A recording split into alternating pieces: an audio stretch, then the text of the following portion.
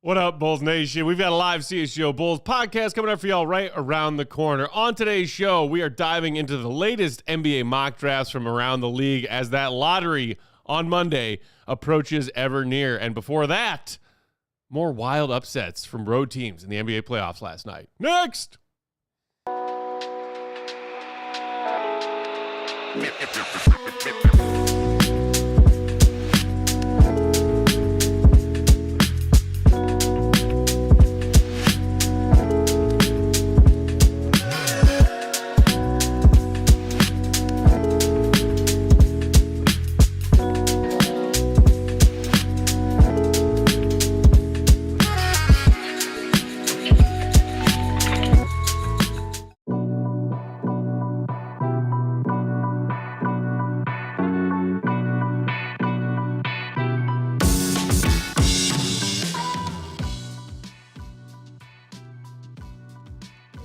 What's going on, Bulls Nation? Welcome into the CHGO Bulls podcast. Coming to you live from our studios here in West Loop, downtown Chicago.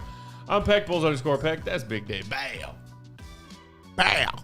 Bam. TWolves Sports. Will the Goat Gottlieb, perfectly coiffed. Will_Gottlieb, and the queen of the controls, the one known as Katie Duffy. What up? Hey, Katie. Studio B sucks. Katie, you need to get on board with the weird, wacky times of Studio B. I mean, it's always weird, wacky times. How much time do we have left in this Studio B? Yeah, man. Think of the memories. Hopefully not much. Think of That's you gotta cherish it. Yeah, man. You gotta cherish it. Cherish it, Jer. You do. I can't wait till I go to hike school.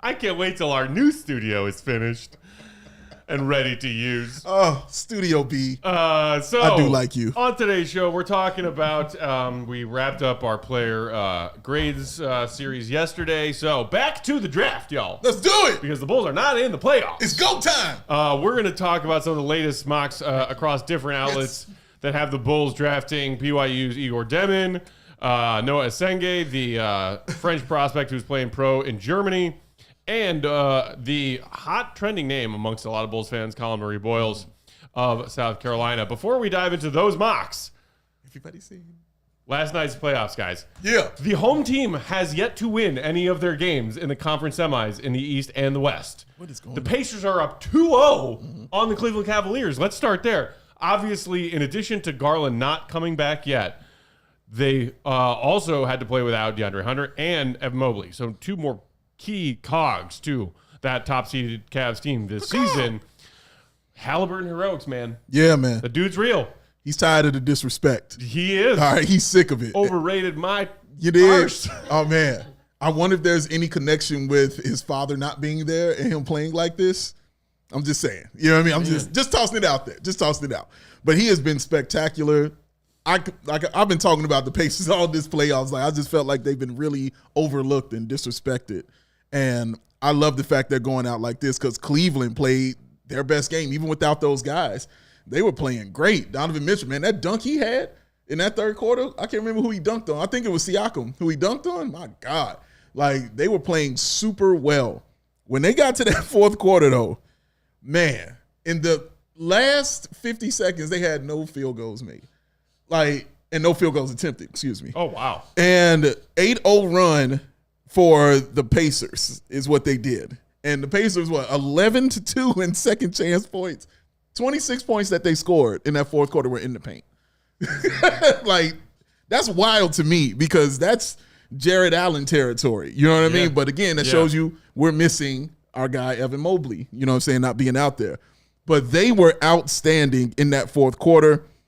I mean, it's just Cleveland they just fell by the wayside, man. And they choked it away. I don't know any other way to say it other than they choked. And Halliburton took 100% full advantage of the situation and hit an absolutely just clutch dagger shot to put them up 2-0.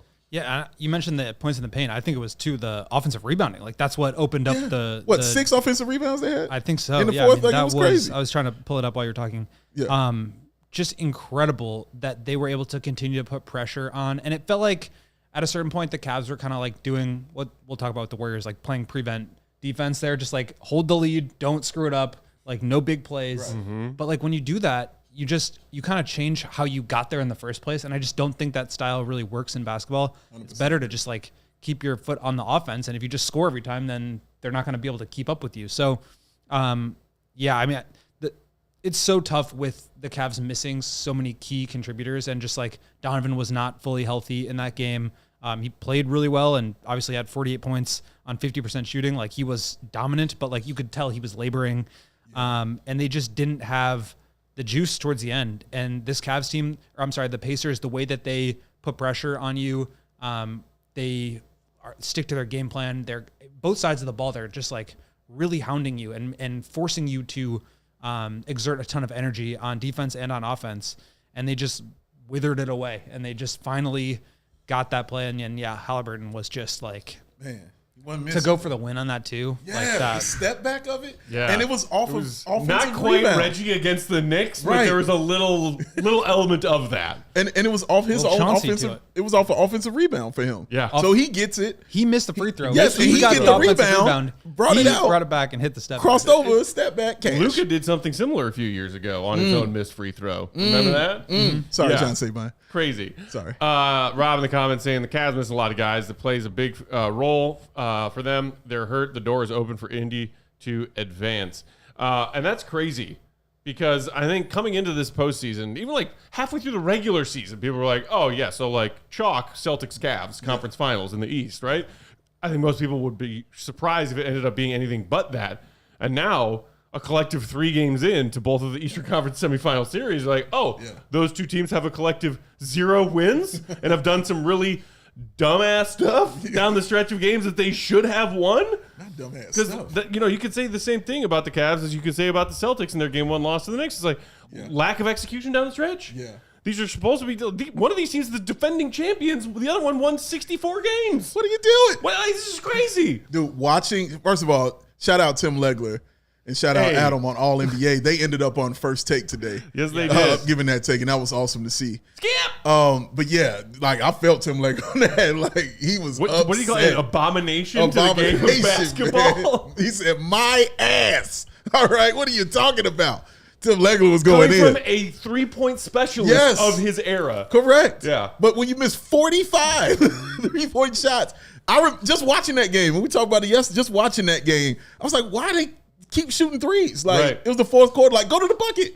It was open. And that's the problem. When Cat is out, go to the bucket. Like, go right there. Like, it's okay. It's Or right even when there. he's in, he can't defend the rim at all. It's right there.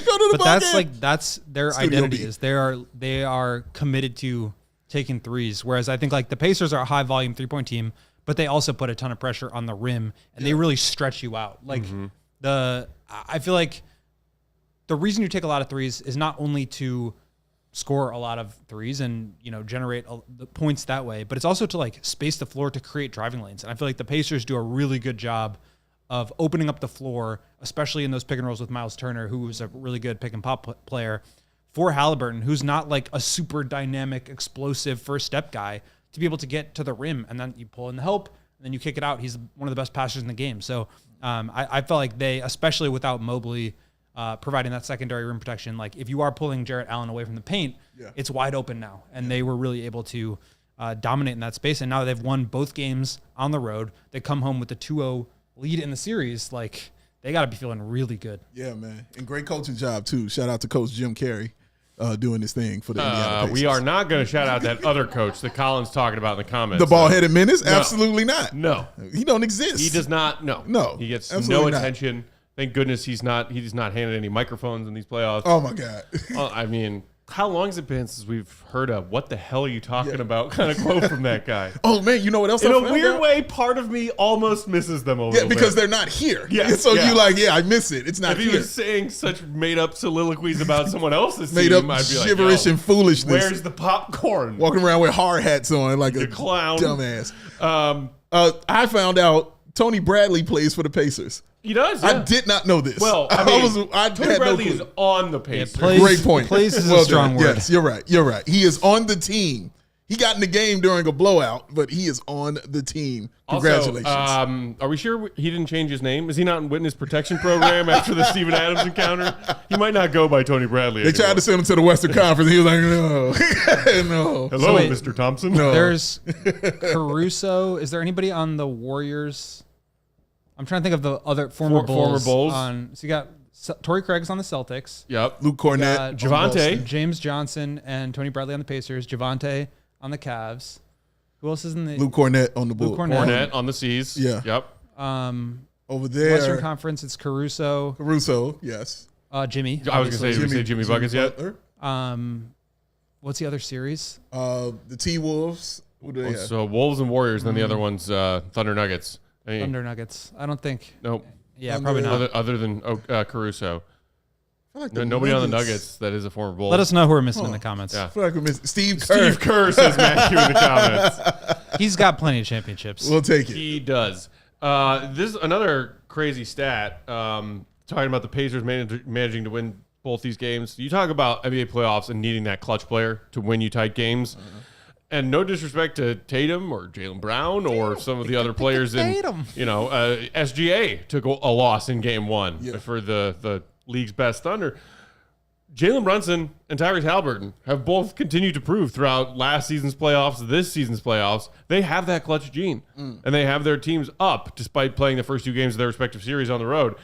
Playoff record when trailing by 7 or more points in the final 90 seconds. Over the last 20 years, teams that aren't the Indiana Pacers of 2025 are 1-384 in that scenario. The 2025 Indiana Pacers are 2-0 in that scenario. That's wild.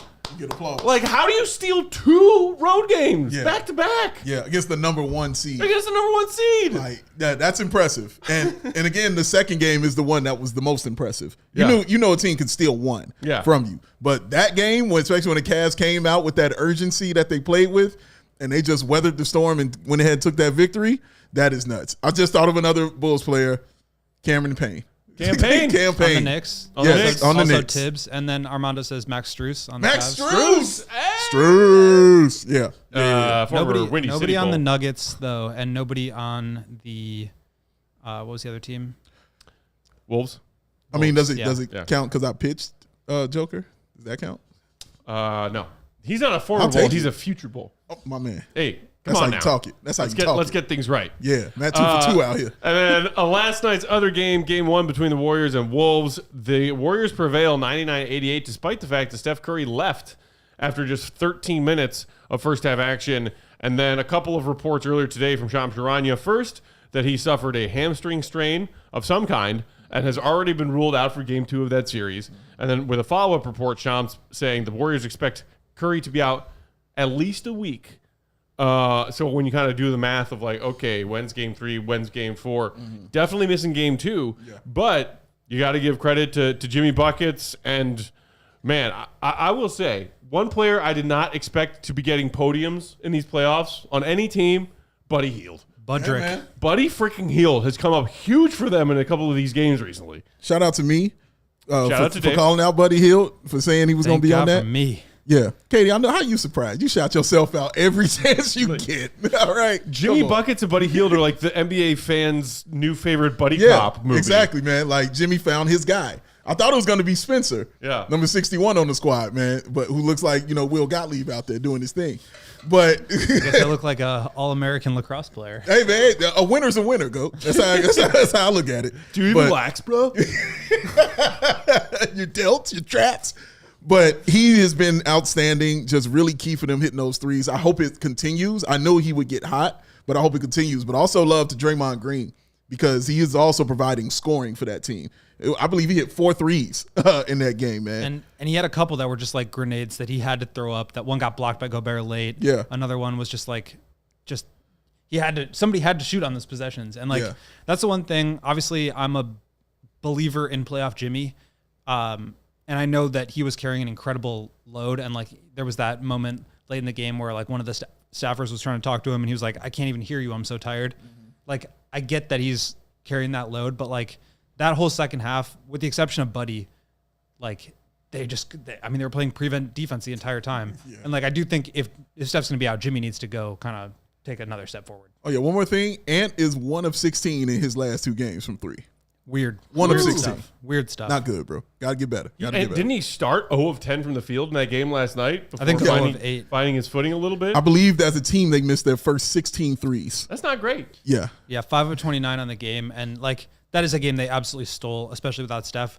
Now they can afford to give him some time to come back. And I think even if they lose game 2, which I expect that they will, if they just get like one of the 2 at home, and then you can get Steph back, and it's 2-2 going into game 5, it's a 3-game series. Now you start to feel okay. But I think getting one of these next 3 is going to be really key. Speaking of game 2s, we got 2 more on deck tonight. Knicks and Celtics first, tipping off 6 Central, and then Thunder Nuggets round 2 at 8:30 Central. Cannot wait. God, I love this time of year. Second rounds when you still got multiple playoffs games a in night. particular have been outstanding. Epic stuff. So Epic good. stuff. The NBA's dead. Nobody likes the NBA or watches the NBA. Cool. Check your facts. Let's knock out some ass. When we come back, we'll dive into the latest NBA mock drafts from all around the association. Hit the like button for crying out loud. Today's show brought to you by Bet365.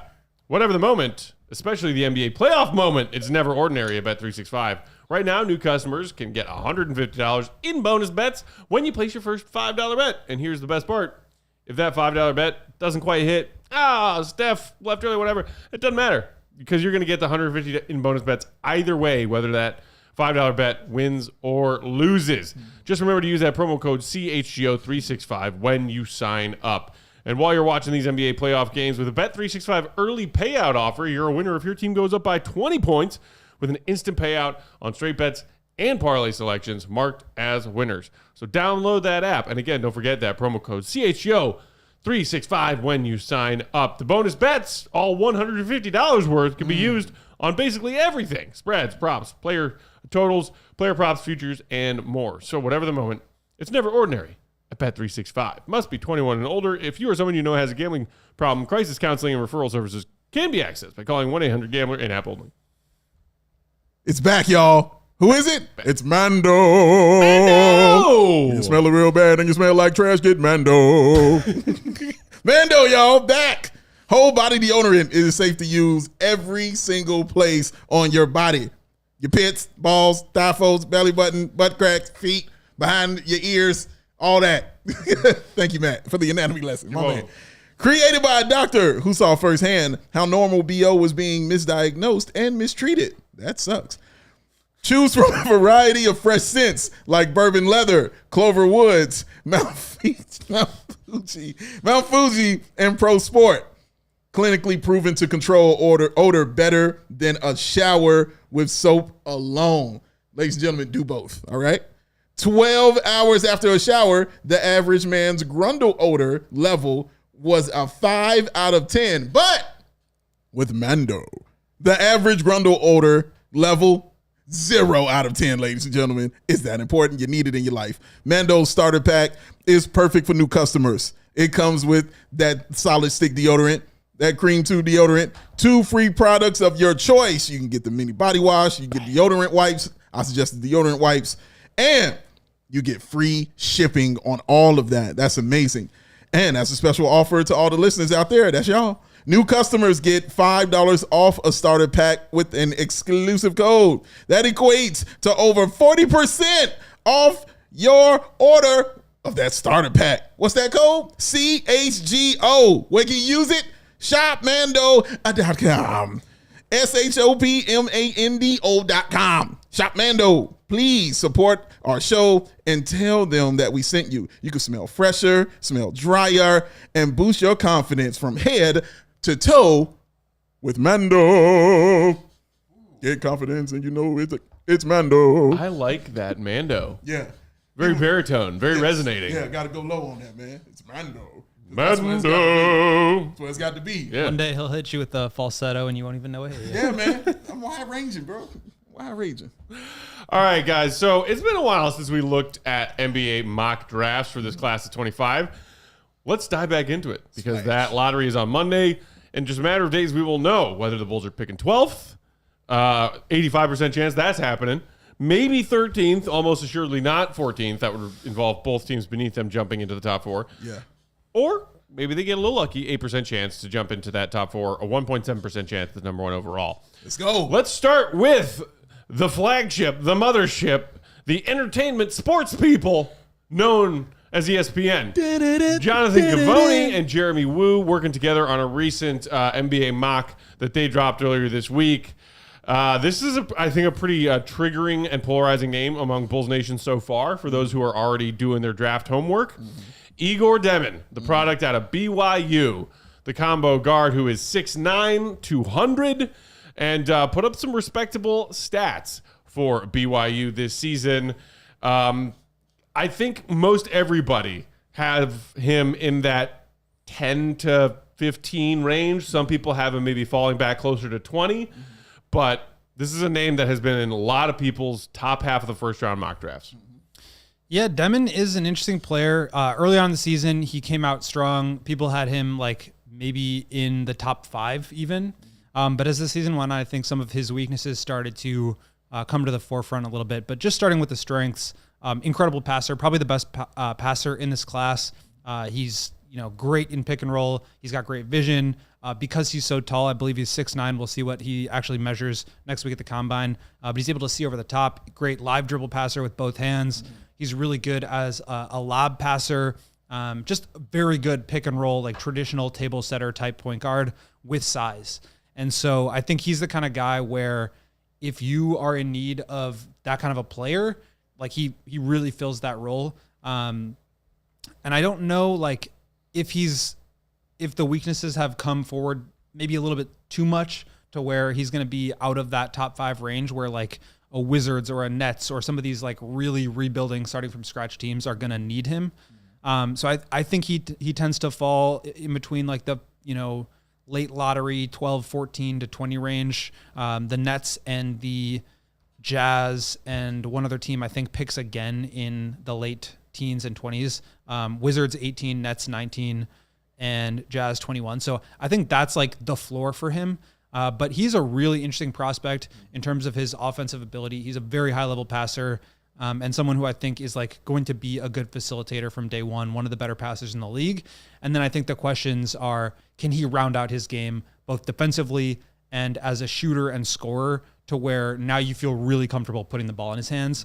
Right now it's like, can he be more of like a Tyus Jones type, or can he develop and become more of like a Luka type? And I think that's a big range, obviously. And I don't think he's going to get to Luka level. You've got to develop the three-point shot, which is a struggle for him. You've got to develop the off-the-dribble three, which is a whole separate story. But he has got some interesting tools, but also some really strong, glaring weaknesses. Yeah, interesting tools is a great way to put it, honestly. The size is what attracts me immediately. Being a 6'9" guy, you know what I'm saying, that can handle the ball and have NBA level passing, elite level pass, however you want to say it. He's that kind of passer. So it won't be hard for him to understand the NBA offense and run it. That won't be a difficult task for that young man. So that is very, very important. But the biggest issue is the shooting. Like, the shooting is going to be a problem. I believe he shot 27%. 27.3. 27.3%. On nearly 5 attempts a game. Yeah, so it wasn't like he was just taking 1 or 2 shots. He was shooting. them. He was getting an opportunity to shoot those shots. So, and again, I've said this about Rondo, I've said this about Giddey, like guys who I know aren't great shooters, because he didn't shoot great from the field either, but guys who I know aren't great shooters, they still get double-digit points. It's still impressive to me, because he still was averaging 10 points a game out there, along with those, I believe, 5 assists as well, and rebounding. He uses his size, I think, pretty well.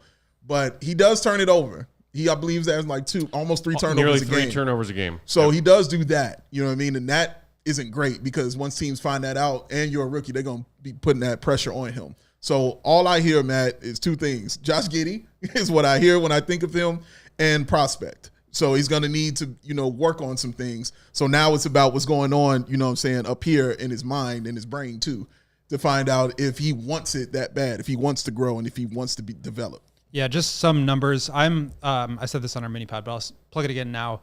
In the process of working very closely with Derek Bodner from our sister site in Philadelphia on this year's draft database. It's going to be for all of ALLCITY.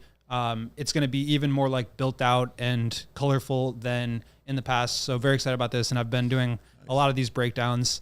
And for today's show, I was doing some Igor Demin study and just looking at some of these numbers. 30.8% on catch and shoot threes, 27% on off the dribble. 24.7% on off the dribble shots.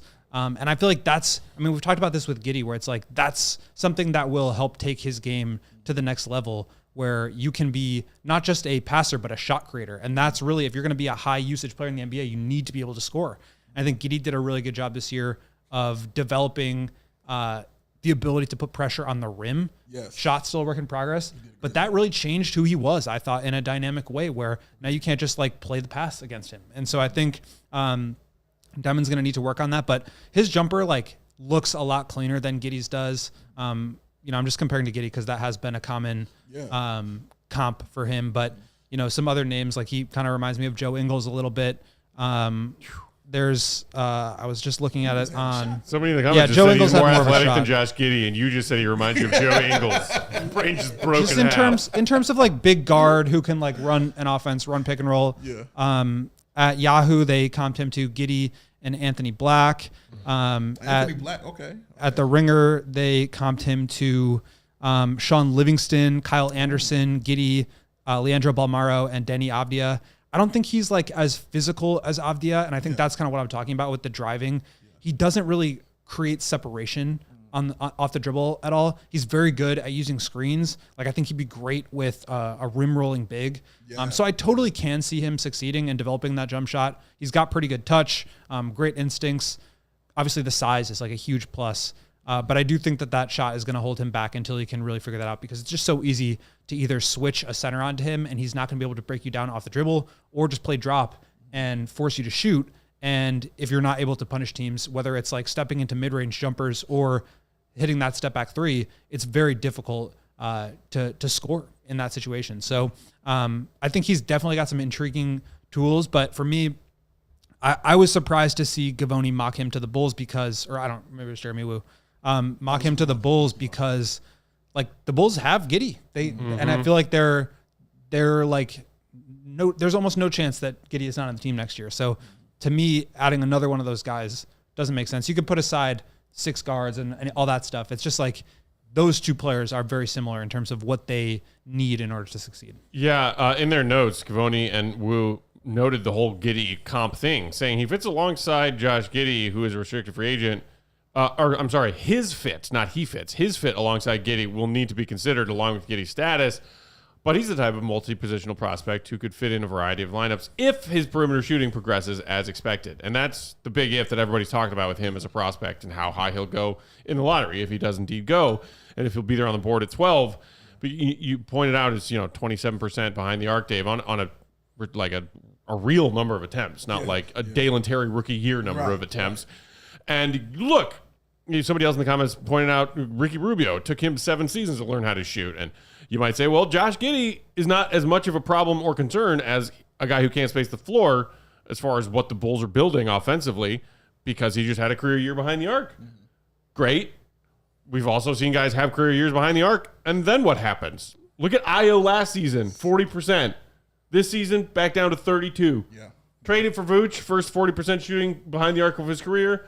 What's happened since? Well, shout out to Vooch this season. Wow, back up. But, it's a struggle bus of up and down if you are just not a pure shooter coming into the NBA. Yeah. There's steps forward, there's steps back. So I think that's why a lot of Bulls fans, some of whom are hanging out in the chat, saying pass, no thanks to Igor, says Drewish, and Fish said pass. Because we are seeing and hearing a lot of like, he's kind of got like a Josh Giddey skill set. Yeah. And also the similarity of like shooting, not so much. Yeah. It's less of a problem if Josh Giddey all of a sudden, because of this stretch of games from January to April, is like a bona fide 3-point shooter in the NBA now. I'm not ready to firmly believe that. Yeah. And that's, to me, what still makes the fit a little weird. And one more thing on him. If I understand, I'm saying the comparison, saying Rubio and guys like that. But Rubio was also a guy they were comfortable with taking their time with. And you have to be a team that's comfortable making him that guy like 1 or 2 or 3 on your team if you're going to take that kind of time for him to develop and grow, you know what I'm saying, to get those kind of shots. So, yeah, you have to be patient if you're going to get this guy. Are the Bulls in a position to be patient? And Rubio is also an elite defensive player. Obviously, Giddey and Demin will not be. But to me, like, the one big difference between Giddey and Demin is very much more, at least in what I've seen so far, like half-court oriented. Like, I think he's really good at, like, organizing, setting the table, creating open shots for guys in the half-court. Giddey is much better in transition, both in terms of finishing and just pushing the ball up the court, whether it's with the dribble or the hit-ahead pass. And that's really, I think, what the Bulls are trying to be offensively, is this team that really runs. So to me, obviously, it's like a clunky fit with who you have there, but I also just don't think he necessarily fits with what the Bulls want to do theoretically. All right, we got to knock out a couple more ads when we come back. The next mock draft we're going to be talking about has the Bulls taken the French product Noah Essengue. Hit the like button if you want a tank spin. We need more. Like button. Katie would like some likes. Zombie Katie rained out. Oh, Yikes. Yikes. Empire today! Floors? Oh, floors. Floors. No matter what! Just like your favorite team needs that home court advantage, unless you're Cleveland, your home team needs a home floor advantage. Ew. And Empire Today can help you get it. Empire Today has those flooring experts, dedicated flooring professionals who focus on flooring every single day. Now, we all been to those big old box stores. Matt Peck done hung out there right before he was about to go on the trip in the woods and stuff. He was like, I'm going to gather a couple of things. Oh, of course, I'm going to get some meats at the hot dog stand. Why not? Meat sticks at the checkout line? Oh, why not? Don't mind if Hot I do. dogs, you know what I'm saying? He got them on deck. I want some of those as well. And then he says, Hark, I remember, though, I got a nice little place I stay in. Let me go ahead and look at these floors, see if I want to get those straight. But when he gets over there, what does he look around? He sees Biff leaning against something, not doing nothing, and want to act like he's supposed to be there. Matt asks him a question. Immediately, he's, oh, no, sorry, Mr. Peck. I Call don't him know what Biffy you're Lazy doing. Bones. That's it. No, Biffy Lazy Bones. Matt don't want you around him. Well, I'm the only one here. This is my job, and I'm supposed to help. But you don't have no answers to the question, Biffy Lazy Bones. That's not how we're here for, sir. Please, y'all, don't get biffed. Stay at home. Shop at home. Convenience is what you get with the Empire Today, y'all. They live and breathe flooring, and they will be with you every step of the way. It's a whole different ballgame, y'all. Flooring experts. They bring the showroom right to your home. You can pick the right flooring and the right colors for your space. See how it looks with your furniture in your house. You get precise measurements taken and have all your questions answered, so there will be no surprises. And, well, God leave it like this. No woozies or wazies. Schedule a free in-home estimate today because some things are just better at home. CHGO listeners can receive a $350 discount when using that promo code CHGO. Yes, you heard me right. A $350 discount with the code CHGO. Restrictions apply. Visit EmpireToday.com/CHGO for full details. 588-2300. Back! Empire. Katie! Today. Boom. Today's show also brought to you by Lucy. Are you thinking about leveling up your nicotine routine? If so, do it now and try the variety of fine products at Lucy, who offer, of course, the old standard reliable nicotine gum. They also have Lucy pouches and my personal favorite, Lucy Breakers. Breakers are pouches that have a little ball in them you can bite down on. And it releases a little extra burst of hydration and flavor of whatever flavor you choose. Apple Ice, my go-to, my personal favorite. They got a lot of minty ones. They got an espresso one if you like a little coffee flavor. Try all the flavors, figure out what your favorite or few favorites are, and then enjoy the monthly subscription service they offer with their products getting delivered straight to your door. Re-upped every month. You can also adjust how frequently you want them. You can adjust what you want in your order once you figure out how much I need, how much I don't need, or if you want to change up which products you're ordering. And it gets delivered straight to your door. Cut out all those annoying trips to the gas station, the bodega, your local discount, tobacco outlet. No. Nope. Just have Lucy show up at your door once a month. That's what I do. And I love it. Smart man. They also have a variety of strength as far as, milligrams of nicotine in each pouch, in each piece of gum. So whatever your nicotine habit is, they are sure to have the right, exactly perfect product for you. Nice. So here's the best part. New customers who use that promo code CHGO2025 get 20% off your first order when you go to lucy.co. Again, that's lucy.co. Promo code CHGO2025 to get you 20% off your first order. Level up your nicotine routine with Lucy. And here comes the fine print. Lucy products are only for adults of legal age Every order is age verified. Warning, this product contains nicotine. Nicotine is an addictive chemical. Let me talk to the people real quick, man. Talk to the people, Dave. I see it's almost 80 of y'all up in here. 35 likes, y'all. Time to get that up a little bit. You see what this man is over here dropping the knowledge on you doing? Do you hear the vocals coming up out of this voice right here? Do you see how cool this man is? Do you know how awesome Katie is? And mean, but awesome? Hit the like button. I'm trying to save your life. Hit the like button. I'm trying to get a tank spin. That too. Trying to. I'm fiending for a Threatening tank spin. people if we don't. All right, let's Hit that like. let us be very clear. Katie is the one threatening people. I'm just asking for that. It's fair. Did you go on your own personal account to threaten people? I did, yeah. I make no threats. We're a good cop, bad cop kind of duo here. That's goon behavior. It's cool, man. That is goon behavior. You're goon of the off season for that. Oh, man. All right. Speaking of goon, Speaking of goon. I did want to throw this in there from what Gavoni wrote about the Bulls. Sure. Just this line that I thought was absolutely hysterical. Okay. The Bulls continued to happily tread water this season. I just thought that was funny. Yeah. Happily treading water. In a lake. I'm moving my arms and legs so I don't drown, but I'm not going anywhere. Yeah. Happily treading water. But that water was the East River. Like we usually Do talk not do about the that. Bulls as like being on the treadmill of mediocrity, but this I thought painted a better picture of them being thrilled about it. Yeah. Yeah. Which I With which you can't was forget the funny. smile. Yeah. Yeah. It's a smiling hamster on a wheel. Yay. Right after Dave Matthews. They got no one. Yeah, it's happy in here. Oh, man. Get out the water. Shout out to all of you in the comments who are old enough to understand that reference. All right, moving along. The next mock draft we're going through, the good old SB Nation. Who does those mock drafts for the NBA for SB Nation? Hey, that's about Ricky O'Donnell. What's up, pal Ricky O'Donnell? What up, Ricky? He was just on the show like a month ago. Pretty Ricky, what they call him. Pretty Ricky. Pretty Ricky, what they call him. And Ricky gentlemen, Charisma is what they call him. Oh. Ricky, hold with up. his latest updated mock for SB love Nation, has the Bulls taking another international prospect, Noah Essengue, of French origin, who played professionally in the German league this past year. I like a lot about his frame. As Ricky pointed out, he's 6'9" with a 9'3" standing reach and putting up decent numbers as you see him there. Thank you, Katie. In that German Pro League, 12.5 points per game, doing some work on the glass, and shooting a very efficient 56 overall from the field. This is a guy who's I've seen a wide range on Essengue in mock drafts over the last month, 2 months. I've seen him sneak into top 10 in a lot of people's drafts, mock drafts, and I've seen him like down like closer to 20. Yeah. So I don't know. This guy might be one of the toss-ups of like, wow, somebody reached on him, or wow, I can't believe he fell that far. You know in Mean Girls when they're like trying to make fetch happen? Like I feel like a lot of people are trying to make Essengue happen. Yeah. He's like the quintessential like toolsy, long, athletic, 6'9" forward, incredible run and jump.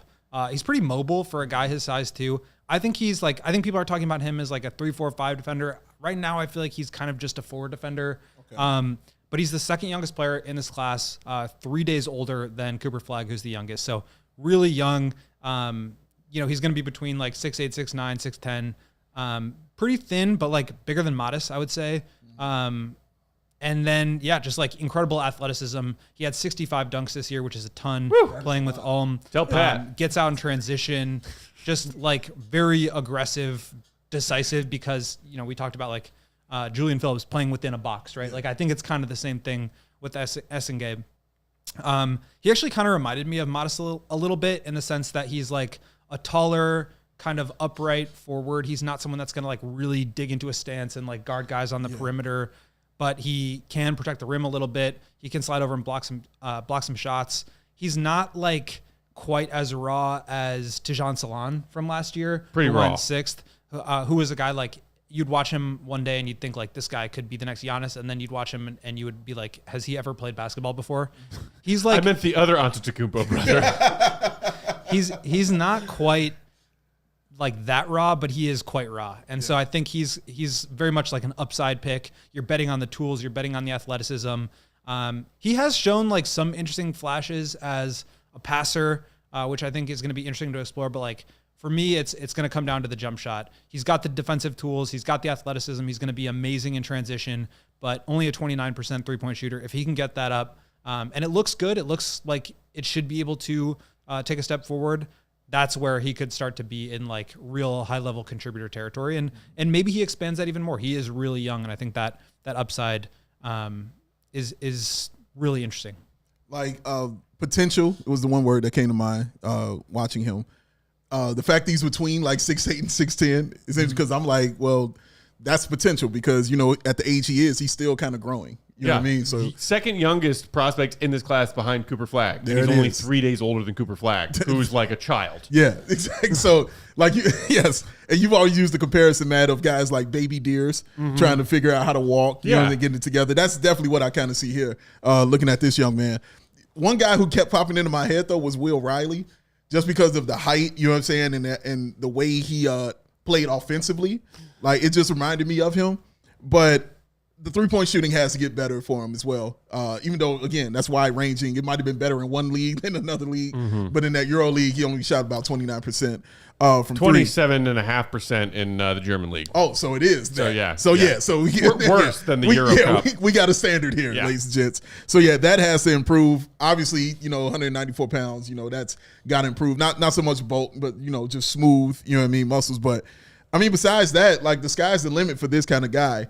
And at 12 in those late rounds, these are the kind of guys that you're trying to pick because you immediately think of guys like Giannis when you come to these kind of, guys like this height, these tools, this athleticism, and you're just looking like, well, he plays defense. You got that down. Everything else, I could pretty much teach you, about shooting and handles and all those other things. So I think his IQ is solid as well.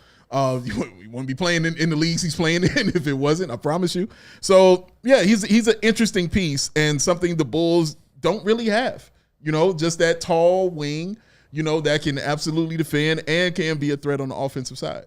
And for every Giannis that's drafted at 15, there's an Alexei Pokusevski and a Tijan Salon. God bless you. And all those guys that really flame out spectacularly. Yeah. So I think that... it's possible that Essengue becomes that version. I do think the range is that wide for him. But I am a little bit more optimistic because he is kind of more of just like a run, jump, dunk kind of player. Yeah. I mentioned the 65 dunks. He shot 68% at the rim this year, but 53% on non-dunk layup. So he has some okay touch around the rim. Yeah. I don't really know if I buy him as like this high upside player that can like turn into Giannis, but I think he's a very interesting, role player piece that can be like, part of a good, if he can like develop a jump shot and like defend and protect the rim, that's a very solid player. So what's the comparison for you when you see this guy?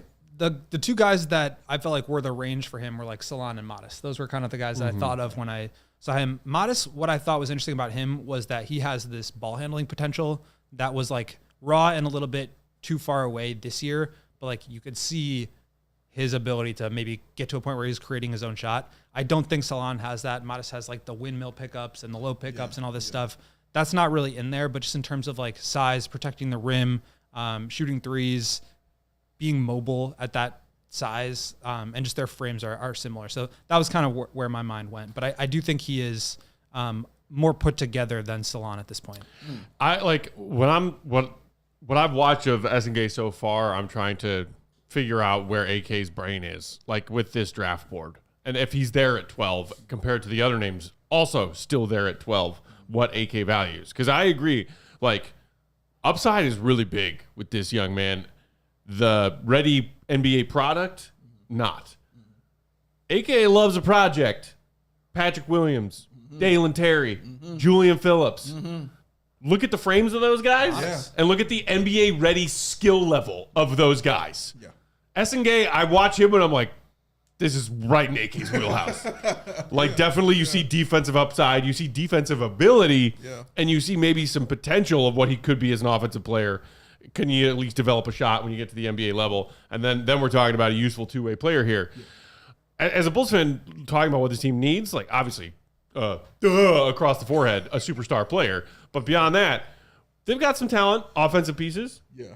Defensively, we're talking about like, hey, Dalen looked a little better on defense this year. Was one of their most reliable perimeter defenders by the time Lonzo and Io went down. Not good. Modest Buzelis, great defensive upside. We saw some solid shot blocking, ability from him, and a elite shot blocker in his future, maybe.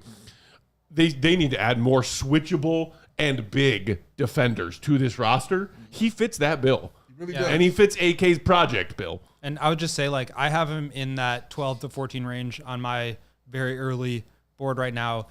I would be happy with him if the Bulls drafted. Like, I think he fits the mold of what AK would go for. I think you need to be taking a swing on upside, and he might have the most upside at that point in the draft. So I think he's raw, and I think he could totally flame out, but he also could be a really good player. And I think those are the kind of risks that you need to be taking late in the lottery if you're a team that is starved for star potential. Starving.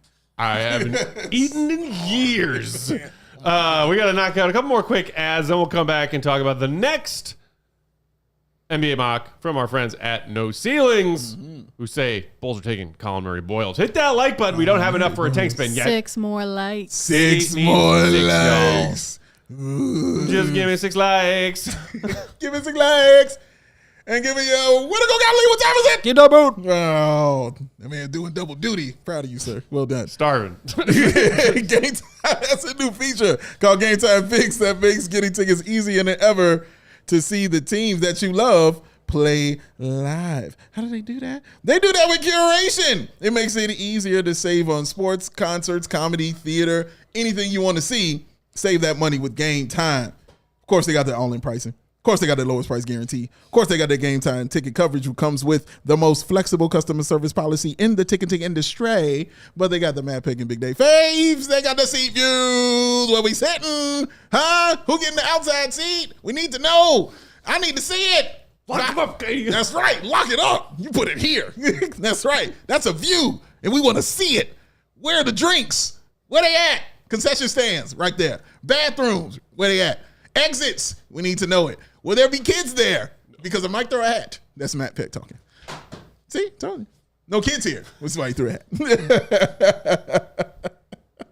And that's what you can get with Game Time, ladies and gentlemen. So download that Game Time app here. And they got to use that code CHGO. Get yourself $20 off your first purchase. Terms apply. Terms apply. I said CHGO. Get yourself $20 off your first purchase. Terms apply. Terms apply. Download Game Time today. Because Katie, what time is Game time hoot. that? Y'all boy, the boogie was awesome. Came in with The the Studio B Boogie. Oh, I love it. The Studio B Boogie. The B stands for Boogie. The B stands for Boogie, baby. The B stands for Boogie. You better believe it. Boogie, oogie, oogie. Boogie. Today's show also brought to you by Circus Sportsbook. Circa. Whatever the sport, the app to bet is Circus Sports Illinois. Circus Sports is sports betting the way it should be. Circus Sports Illinois has high betting limits, low holds, and exceptional customer service, featuring real human beings with beating hearts. Did y'all see that news today about how NBA on NBC, which is coming back, and they're bringing back Round Ball Rock, which we, old timers love, are also going to be using an AI version of the voice of the dude who did the voiceover part of those intros? Trash. Stop it! Trash. Stop it with the AI! Stop it. I don't care Stop if it's it. with my NBA broadcast or if it's my customer service. Stop it! Cut it out. Give me real human beings! Real people. That's what Circa does. Real people. Remember Real People? I do. Yeah, so does Circa. I like the song too. Bet on all your favorite teams in every game this season. Spreads, props, futures, even in-game betting. Circa Sports has it for you. So fund and bet like a pro. From anywhere, anytime in Illinois. Download your new boogie today at circusports.com. Must be 21 and older. Gambling problem, call 1-800-GAMBLER. Breathe. AI! All that boogieing. All that boogieing in the I AI was talk. so happy with the Game Time Boogie. Yes. And then immediately got mad thinking about AI. It really is, though. I do not like that they're doing this, man. trash. It's so trash, bro. I don't like it at all. I really don't. Don't do this, man. Like, for real, go pay somebody to get that voiceover work in and quit being Does like his that. family have to sign off on that? I feel like. I would assume. I would assume, but, you never They better know. pay his family. Yeah. Yeah. Yeah. Yeah. Like, for real, man. Like, I don't know. I don't like it. I would like them to understand you want to tap into the past a little bit, and that you do that with the Round Ball Rock. Yeah, that's But what we need. I think, for this newer generation, allow them to have something that they can hold on to. You know what I'm saying? Give them their own new voices. Like, You don't have to do all that. You're doing too much, is what I'm saying. You're You doing don't too need much. another Jurassic Park. No. But or do we need another You trilogy? don't need of another them? Mission Impossible. Ooh. Well, Isn't there a new JP coming out this summer? there is, and a new Mission Impossible. Have Stop an it. original idea. Tom Cruise retire. Never retire, Jurassic Tom Park Cruise. retire. Keep running, Tom Cruise. So Fast and the Furious, shout out. What did you say, Katie? Wait, what did you say? I never want. First of all, I never want to see another Fast and the Furious poster again. We're done. That's all I We're want to see. done. Make We're 20 of them done. things. We're Y'all about to done. The greatest franchise in the feel like history of we're do not done. have franchises. Fast and the Furious around In Dave. the history of franchises, The dumbest- it's Fast and the Furious. Whereas other You're doing it wrong. You're going in with a brain. Take the brain out, leave it in the car, then go in the theater. Stupid. Yes, and entertaining. No. You know what you're getting. Goat loves them. Goes with me. it's the best. It's the best. It's the best. That's right. Because it knows what it is. It knows. It's Every so other, all these self-aware. other ones are not self-aware. Yeah. And that's what's annoying. You try to act like it's no, bruh. Fast and Furious is goated. That's right. Drive that car between those 3 buildings. Go into outer drive that space car in a into car. outer space. Go to space with a car. Oh, it's the best. The only, thing, the I love only it. thing that can derail me from draft talk, asking for likes for a tank of that spin, is Fast and the Furious. Fast and the Furious. It's the man. only thing. Speaking of which, we still need more of those likes to get that tank spin. Too fast. 3 too more furious. likes, y'all. To 3 figure more. out if the love Bulls it. jump up. Too fast. It's the best. Back Start. to the mock drafts around the league. Next on deck is the No Ceilings mock draft. Shout out to those guys. We've had a number of them on.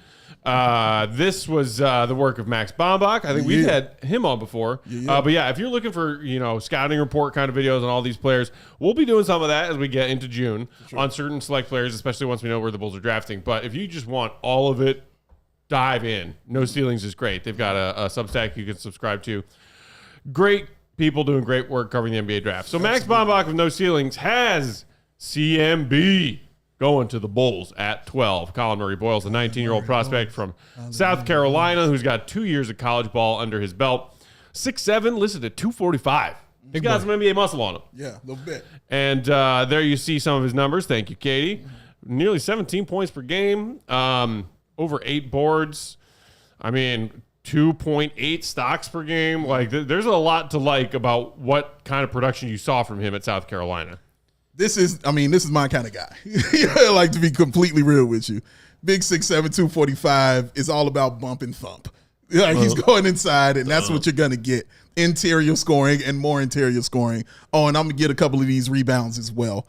And he plays the defense as well. I think that's the really important thing about him is being the size that he is. Of course, they're going to come with limitations because of what today's NBA is. And when guys his size and the positions they want him to play, but when you can bring rebounding and you can bring defense with that, that is what can get you on the floor because you might not be able to get the ball to score or do something like that. But the fact that you can get in there and play some defense, that will allow you to continue to be on the floor. If he has handles and he gets those together and maybe even a tiny 3-point shot, I could even see like a Julius Randle comparison for him. But he's got stuff to work on, obviously. He's, in the lower part of the draft. But, see, man, me and GOAT. That's how we work. But I can see that in him. But, yeah, man, I really do like him, though. I like his style, and I like how he plays. Yeah, CMB, another polarizing prospect. He's the best defender in this class, this side of Cooper Flagg, maybe even ahead of Cooper Flagg. That's how good he is as a rim protector, as a weak side scheme, slide over as the low man. Just defensive quarterback. He's not somebody that's going to be like switching out of point guards quite like a prime Draymond Green, but like there's a reason why a lot of people are comping him to Draymond. I think he's probably the closest of anybody that we've seen in the last 5 or 10 years of prospects that like played that style and can really be that versatile defensively. He's just very active with his hands. He moves his feet well, contests without fouling, good steal and block rates. He's an absolutely elite defensive player. I think he will be like a defensive quarterback at the next level.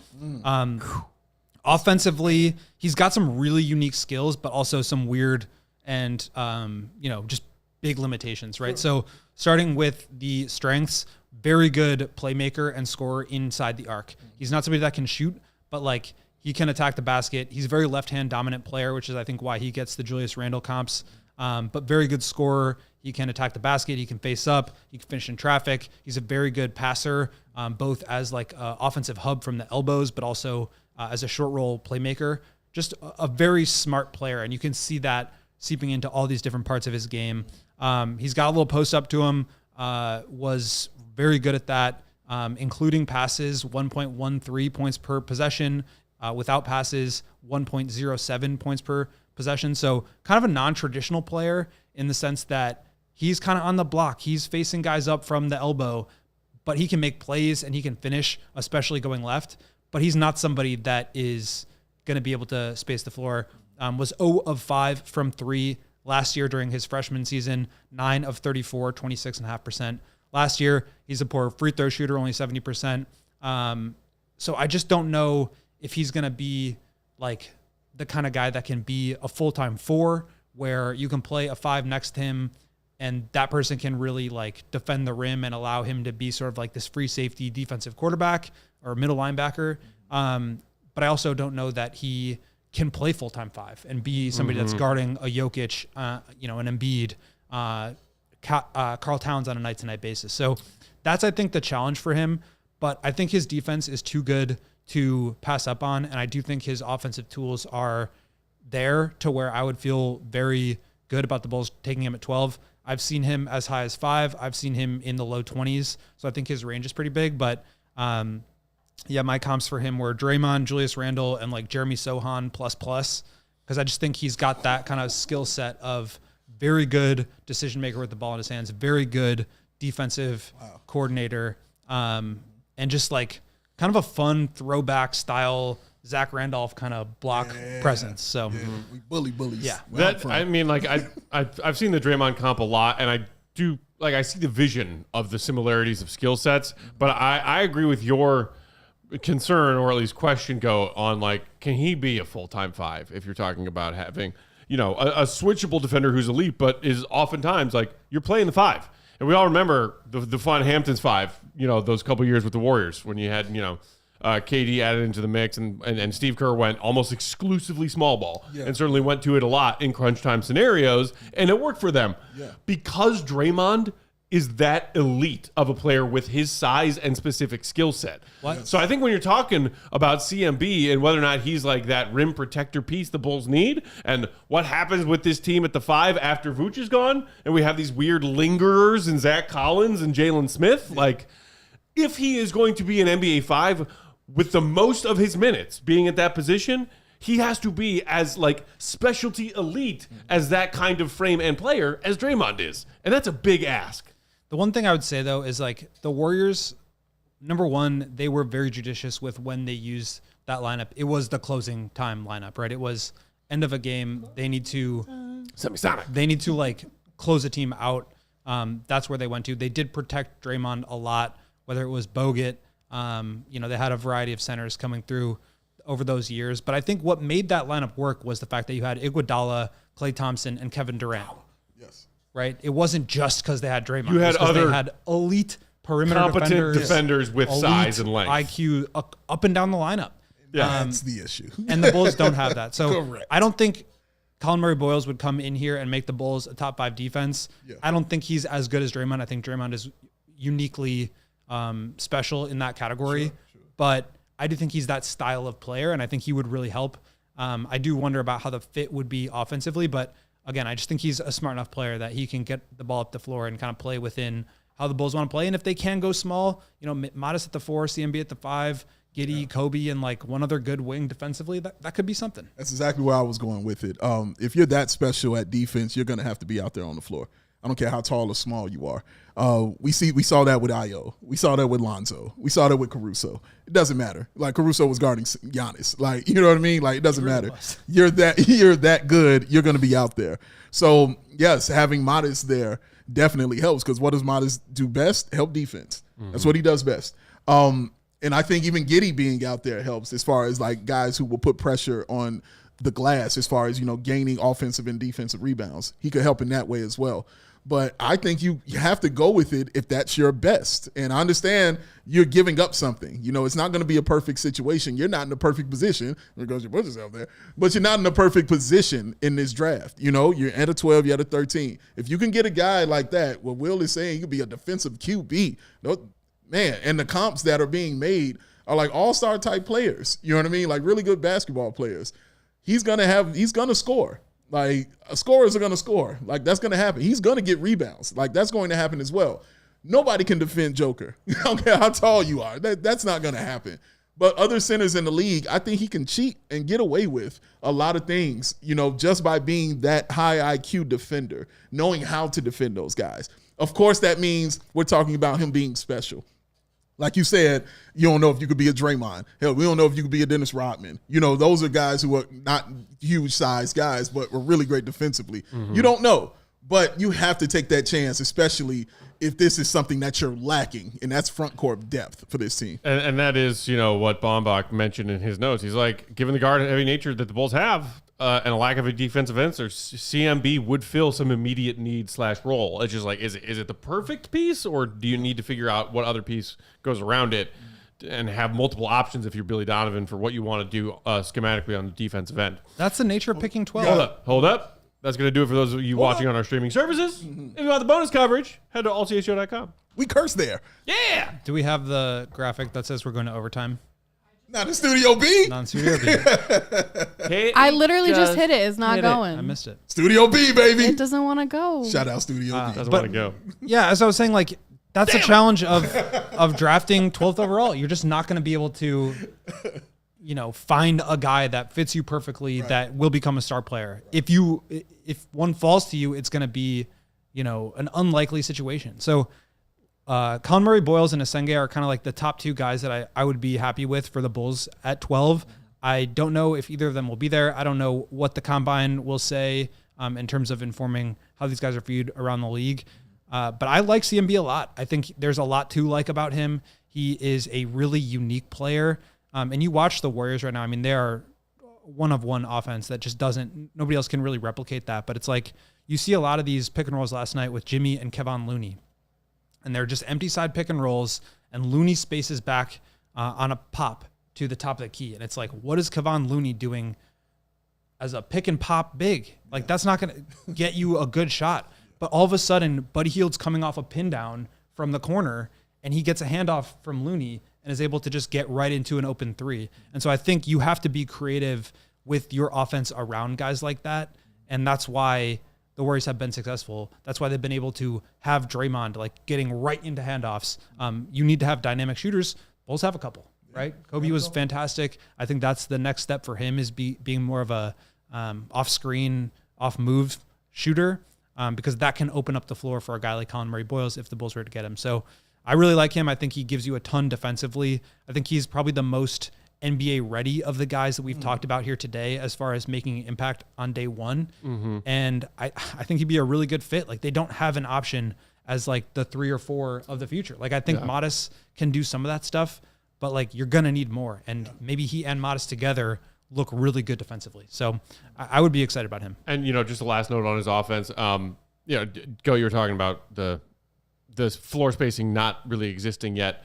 And you were also touching on what he can do as an offensive creator already, or what we've seen at South Carolina, operating from that elbow spot and even being, lethal inside.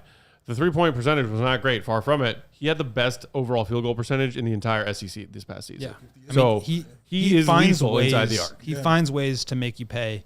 Yeah. He's very good in isolation, over 1.1 points per possession. He's very good as a cutter, 1.4 points per possession on those actions. He's very good posting up. He's very good as the roll man. So like he is dynamic, and it's not like his shot is broken. It's just not something he feels comfortable with. I think his like left-hand dominance is actually more of a flaw at this point in his game. He cannot go right. He is only left side of the floor. So that's one of the things that could hold him back. He's a sophomore. He's a little bit older, but I just think he would answer a lot of questions for the Bulls and just be a really solid building block where you're going to get, how he can help you.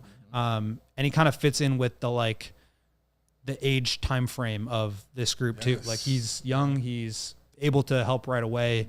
And I think he really fills a need. Like, he's I think defensively what like the Bulls kind of needed Patrick Williams to be. Yes. Who's that? Well, let's not end on that. But I wanted to say, like, when you're a guy his size and you're playing that kind of interior, you can say it about a short guard as well.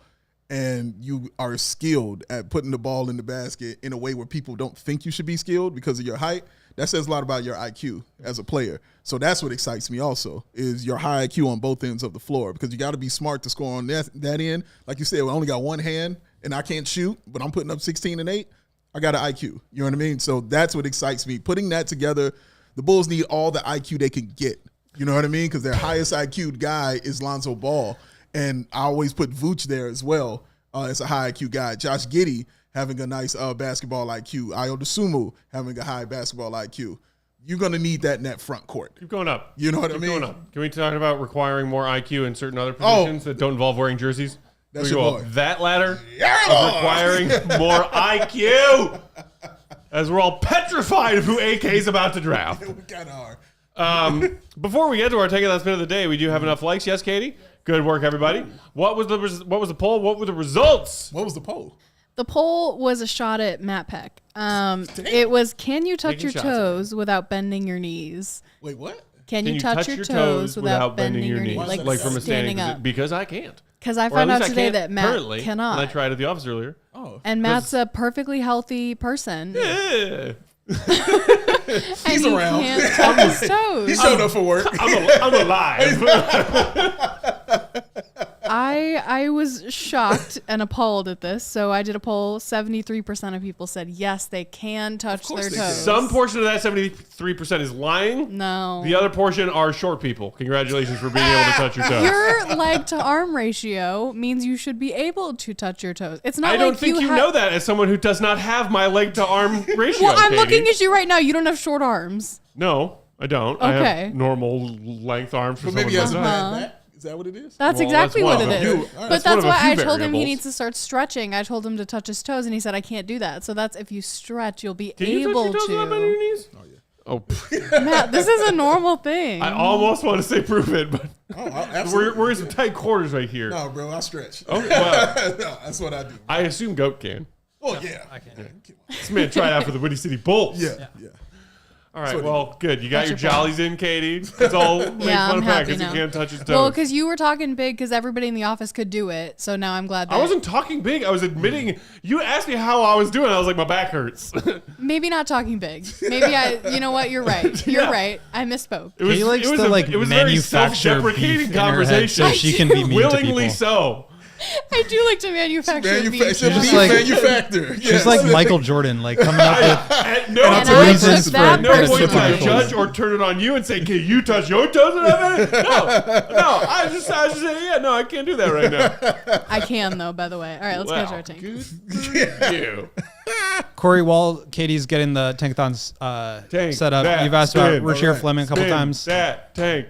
I think he's an interesting player. He's kind of like a catch and shoot defense only for like, I don't think he's really going to be able to do much offensively. So I think that drops him down. He's also a little bit older, but I think he's an interesting player. He's kind of like, people have comped him to Tari Eason. I don't think he's like quite that athletic or dynamic, but he's definitely an interesting prospect. How we Ready, doing, Freddies? Katie? Here we go. Let's go. All right, you know me. Reset. Reset. Gotta hit that reset. Here we go. And we're simming. Spin. Number The old move to For a second, I got 13. excited when I saw the CH of Charlotte, but they moved down because the Hawks jump up. They do have man. I'm sorry, Atlanta jumped up last year. You're not allowed to do They're that not allowed again. to get it twice. All right, seriously. But man. they lost their pick to the Spurs. So Look at Brooklyn, Washington, Wow. Charlotte. And what The East will be forever changed if that happens. yesterday's spin involved San Antonio jumping up to number 1, didn't it? They did. What is with all the Spurs love? Maybe it's just in the ethos as Pop stepped away from the bench. Maybe Yeah, that's what it is. That could be. You have Well, Wemby. they're number 9, right? Oh, no, JK, sorry. Right, Yeah, no, they're so- number 9. San Antonio. No, but I'm talking about. Goat just said Atlanta pick conveys to San Antonio at 4. Yeah. And in yesterday's JK. spin, the actual Spurs pick jumped into the top 4 from 9. Philly losing their pick to OKC would be brutal. Yeah. But also, my just God. a reminder, we'll probably have to talk about this a couple more times. The Bulls have a higher chance of picking 13th than they do 1, 2, 3, or 4, right? Individually. Individually, not combined. Collectively, 1, 2, 3, and 4, it's 8%. At 13, it's, I think, 6% and change. Yeah.